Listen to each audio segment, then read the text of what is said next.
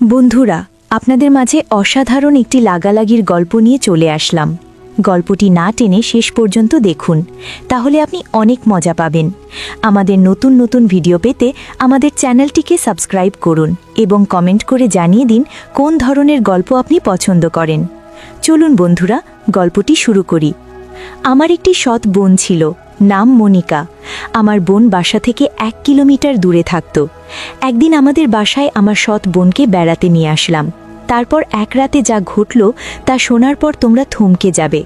তার আগে আপনারা যদি আমার এই ছোট্ট চ্যানেলটির নতুন দর্শক হয়ে থাকেন, তাহলে চ্যানেলটি সাবস্ক্রাইব করে সাথে থাকবেন। তো বন্ধুরা, মূল ঘটনাটি বলি। আমি কোনোদিন বাবাকে মায়ের গায়ের উপর হাত তুলতে দেখিনি। আজ হাত তুললেন। আমার মাকে বাবা আজ মারলেন, কিন্তু মায়ের চোখে পানি নেই। রাগে দাঁতে দাঁত চেপে কঠোর করছেন। বাবার চোখ দিয়ে টলমল করে পানি পড়ছে। বাবা ভেজা গলায় বললেন, উঠতে বসতে যে সারার খোঁটা দেয় সে আজ মরে গেছে। এবার খুশি তো? এখন থেকে অন্তত আমাকে রেহাই দাও। সারা নামটা আমি আজ প্রথম শুনিনি, আগেও বহুবার মায়ের মুখে শুনেছি। মা বাবার সাথে একটু রেগে গেলেই সারার নাম ওঠে। আমি বারবার জানতে চেয়েছিলাম মায়ের কাছে, কে এই সারা? মা মুখে ভেঙচি আকৃতি এনে ভাষাকে বিকৃতি করে বলেছিল, তোর বাপের প্রেমিকা লাগে। আমাকে বিয়ে করার আগে সারার সাথে তোর বাপের সংসার ছিল। বাবা মাথা নিচু করে সেদিন আমার সামনে থেকে চলে গিয়েছিল। বোঝাই যাচ্ছে নিজের ছেলের সামনে তিনি বেশ অপমানিত হয়েছেন। বাবার জন্য আমার বড় মায়া লাগে। মায়ের এই গালি প্রতিবাদ বাবা কোনোদিন করেননি, কিন্তু আজ প্রতিবাদ করেছেন। প্রতিবাদের ভাষা ছিল সজোরে একটি থাপ্পড়। বিয়ে বছরের রাগ বাবা একটি থাপ্পড়ে কমাতে পেরেছেন তো? আমি দুপুরের খাবার খেতে বসেছি। মা তরকারি দিচ্ছিলেন। বাবা এলেন হঠাৎ ঘরে। তখনই মায়ের হুঙ্কার, ঘুমিয়ে ঘুমিয়ে স্বপ্ন না দেখে তার সাথে গিয়ে দেখা করলে কি হইতো না? করতাম আমি, এত বছরেও না কইরা ফিরতে পারছি। বাবা এগিয়ে এলেন, থাপ্পড় দিয়ে সারার মৃত্যু সংবাদ প্রকাশ করলেন। আমার গলা দিয়ে আর ভাত নামে না। বাবা ঘর থেকে চলে গেলেন। মায়ের দিকে তাকিয়ে বুঝলাম মৃত্যু সংবাদ শুনে রাগ একটু কমেছে। আমি খাবার রেখে নলকূপে হাত ধুয়ে ফেলেছি। মনটা কেমন খারাপ লাগছে। বাবা যে আজ আর দোকানে যাবেন না বোঝাই যাচ্ছে। তার চেয়ে ভালো আমি আরও এগিয়ে বসি। ক্রেতাকে চাল দিতে দিতে মনটাকে অন্যদিকে ঘুরিয়ে রাখা যাবে। রাত তখন বটে হবে। আমি বই পড়ছিলাম।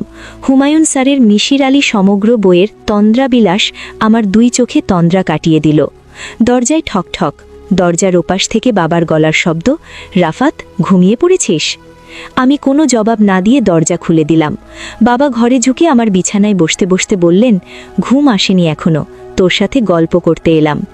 বাপ বেটার গল্প অন্য কারো শুনতে হয় না, তাই এখন এলাম। তো সমস্যা হবে না তো? আমি মুচকি হেসে বললাম, না বাবা, আমার আরও ভালো লাগছে যে তুমি এসেছো। আজই ঘরে ঘুমাও, মায়ের ব্যবহারে মন খারাপ করে থেকো না। বাবা পা তুলে আয়েশ করে বসলেন।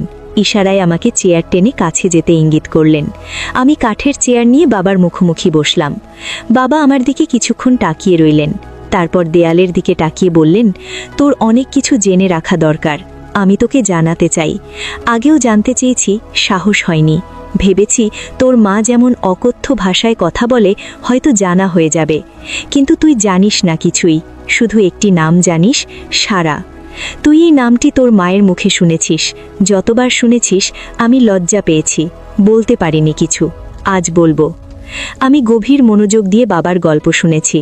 যে নাম নিয়ে মায়ের অকথ্য ভাষা, বাবার লজ্জা পাওয়া, অজানাকে জানতে অবশ্যই মনোযোগী হওয়া প্রয়োজন। বাবা এক নাগারে গল্প বলছেন, লুকানো এক গল্প। তোর মায়ের মুখে সারা নাম শুনে হয়তো ভেবেছিস আমার অন্য কারোর সাথে কোনো সম্পর্ক আছে। সত্য হলো, সারার সঙ্গে আমার কোনো সম্পর্ক নেই। সারা আমার বিয়ে করা প্রথম স্ত্রী ছিল। তোর দাদা দাদি পছন্দ করে বিয়ে করেছেন, তোর দাদার বাড়ির কাছেই।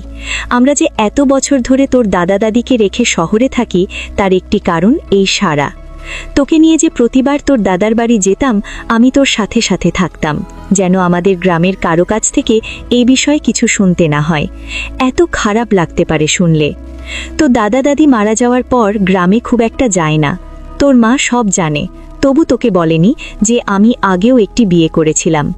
আমার আর সারার একটি সন্তানও আছে, নাম মায়া। তোর সৎ বোন মায়া। তোর মা আমার দ্বিতীয় স্ত্রী।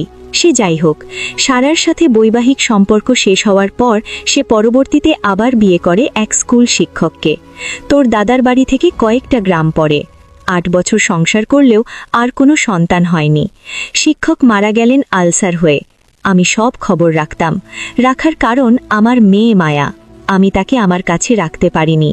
শিক্ষক মারা যাবার পর সেই সংসারের টানাটানি অবস্থা। আল্লাহ আমাকে যথেষ্ট দিয়েছেন, কয়েকটা সংসার চালানোর তৌফিক দিয়েছেন। আমি প্রতি মাসেই যাই সেই এলাকায়। কাউকে দিয়ে খবর পাঠালে মায়া আসে, বাবা বলে এসে জড়িয়ে ধরে। কত বায়না তার। আমি আসার পথে পুরো মাসের খরচ দিয়ে আসি মায়ার হাতে। তোর মা এসব জানে, আমি গোপন করি না তোর মায়ের কাছে। আমি মায়ার জন্মদাতা, সে আমার কাছে মেয়ে হিসাবে পাওনা। আমি তাদের বলি, আমি মায়ার মায়ের সাথে দেখা করি না, দেখা করাটা বেমানান, লোকে মন্দ বলবে। তাই লোক মারফত মায়াকে ডেকে আনে। আর এখন তো সরকারি কলেজে অনার্স শেষ করবে এই বছর। এখন তো কলেজে গেলেই মেয়ের সাথে দেখা করতে পারি।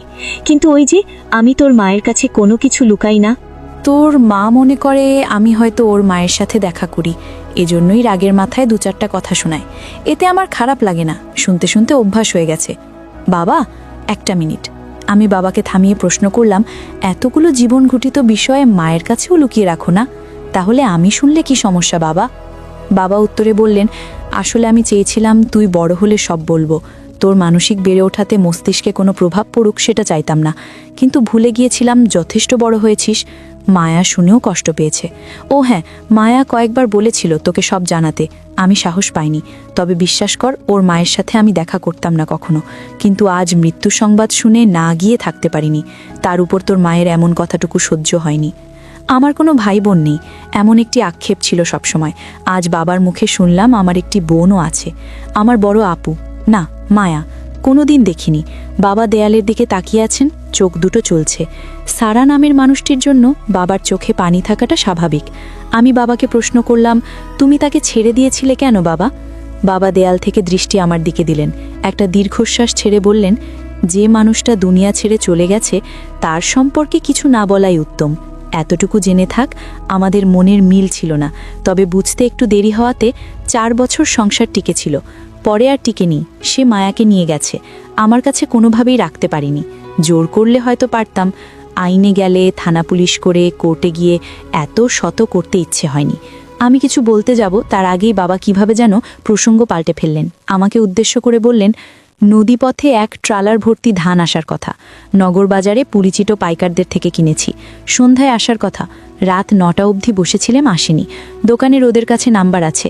সকালে আরও এগিয়ে একটু খোঁজ করিস তো, আসলে রসিদ দেবে, টাকা দিয়ে দিস। কথাটুকু বলে বাবা উঠলেন। উঠে সাথে সাথে চলে গেলেন না, একটু দাঁড়িয়ে থেকে আবার বললেন, রাত 1টা বেজে যাচ্ছে, জেগে থাকিস না, ঘুমিয়ে পড়, সকালে দোকানে যাবি।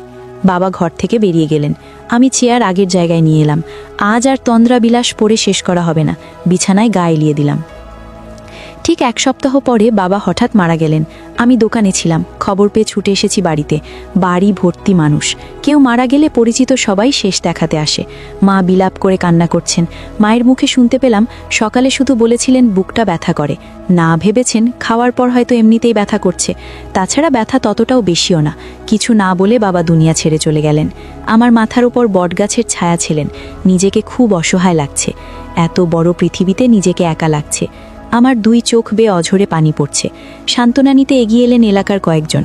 মানুষের সামনে কান্না করাটা অন্য সময় হলে লজ্জাকর পরিস্থিতি হতো, কিন্তু এখন লজ্জা লাগছে না, শুধু পানি পড়ছে। এক এক করে সব আত্মীয়স্বজন এলো। শেষ বিদায়ের আয়োজন চলছে। কবর খুঁড়তে লোক গেছে কবরস্থানে। এ যেন এক অনুষ্ঠান চলছে, শেষ বিদায়ের অনুষ্ঠান। বাবা মারা যাওয়ার মাস পেরিয়ে যাচ্ছে। আমি আড্ডায় বসে আছি। বাবার অবর্তমানে দায়িত্ব বেড়ে গেছে।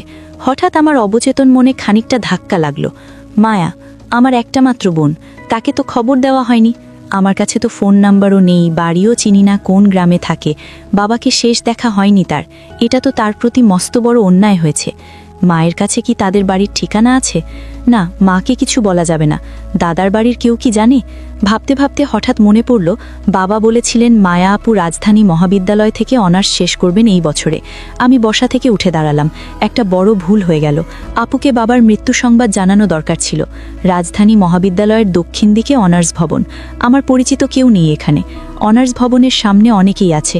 আমি এগিয়ে গেলাম। সবাই বয়সে আমার বড়, একসাথে 2-3 জন কথা বলছে দাঁড়িয়ে। আমি গিয়ে সালাম দিলাম, জানতে চাইলাম অনার্স শেষ বর্ষের মায়া নামের কাউকে চিনে কিনা। সাথে সাথে একজন ডান দিকে তাকিয়ে একটু গলা উঁচিয়ে বলল, এই মায়া, তোকে কেউ খুঁজতে আসছে। আমার চোখ দুটো যেন অপেক্ষায় শুইছে না। কেউ একজন এগিয়ে আসছে, আমার বয়সে বড় হতে পারে, তার বয়স আনুমানিক 30, দেখতে খুবই সুন্দর।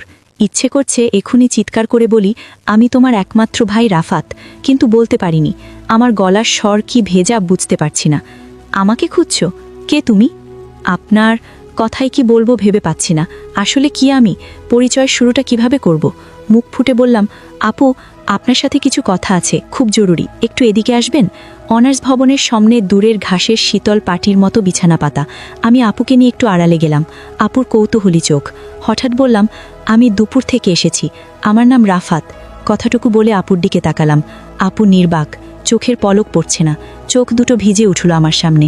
আরেকটু এগিয়ে এসে আপু বলল, তোমাকে দেখার ইচ্ছে ছোটবেলা থেকে। আমার একটা ভাই আছে, আর তাকে আমি কখনো দেখিনি। এই কষ্টটা আমার অনেক বছরের। কত বড় হয়ে গেছো তুমি? আমার দৃষ্টি নিচের দিকে। ইচ্ছে করছে নিজের চোখের সাথে যুদ্ধ ঘোষণা করি। আমার চোখ থেকে এখন যেন কোনো পানি না পড়ে। আমি চেষ্টা করে যাচ্ছি আটকাতে আর পারলাম না।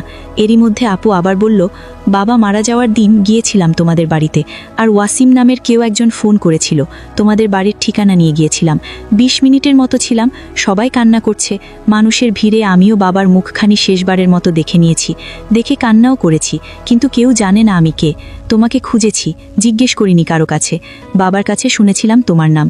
কেউ একজন বলছে রাফাত কাপড় কিনতে গেছে। আমি আর সেখানে থাকিনি, চলে এসেছি। মাথা তুলে তাকাতে খুব ইচ্ছে করছে, কিন্তু চোখের পানি লুকাতে পারবো না। আপু আমার চোখের পানি মুছে দিচ্ছেন। বড় বোনের বুঝি এত মমতা থাকে, এত দাম থাকে? আপু আমার চোখের পানি মুছে দিয়ে বললেন, তুমি ছোট হলেও এখন তোমার দায়িত্ব অনেক। মায়ের দিকে খেয়াল রেখো। আমি বাড়ি থেকে আসার সময় 20,000 টাকা নিয়ে এসেছি। পকেটে হাত দিয়ে টাকাটা বের করে আপুর হাতে দিয়ে বললাম, আমি এখন আর ছোট নেই আপু, অনেক বড় হয়েছি। মায়ের খেয়াল যেমন রাখতে পারবো, তেমনি আপুর জন্য এই ভাইটি আছে।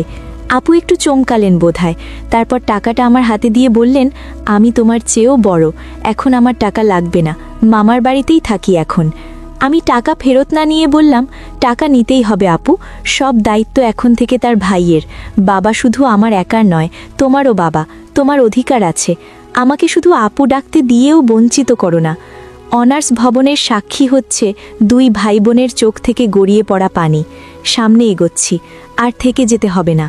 আরব থেকে বাড়িতে না, কয়েকদিন ধরে মন হারা থাকে।